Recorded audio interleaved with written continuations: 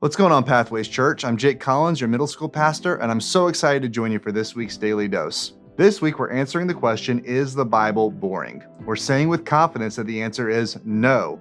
The pages of Scripture are full of a variety of tones, styles, and genres. There really is something for everybody, and it ultimately all points back to Jesus and helps us all in growing closer to Him. Today, our topic is humor. Now, I understand that this is a tricky subject. Some of you are probably already thinking that to find humor in Scripture is somehow disrespectful. But hear me out.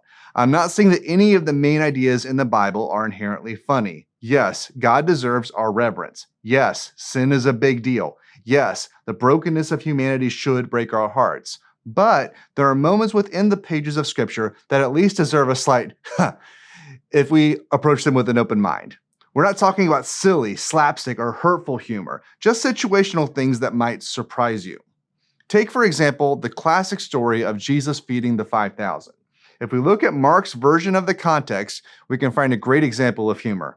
In chapter 6, verses 30 through 33, Mark writes this: "The apostles gathered around Jesus and reported to him all that they had done and taught. He said to them, 'Come away by yourselves to a remote place and rest for a while.' For many people were coming and going, and they didn't even have time to eat. So they went away by themselves to a remote place. But many saw them leaving and recognized them, and they ran on foot from all the towns and arrived ahead of them." I hope you all can see the humor in this situation. The disciples are just trying to get some space so they can eat, but the crowd gets to the secluded place before they can. If this were put into a movie, this moment would definitely get a chuckle or snicker from the audience. Now, Mark pivots very quickly to focusing on the spiritual need among the people. Jesus sees that they are like sheep without a shepherd, and this sets the stage for one of Jesus' most widely witnessed miracles. The journey of a believer is full of variety. There are times to get serious and focus on the heavy things of life, but there are also times for joy, excitement, and yes, laughter.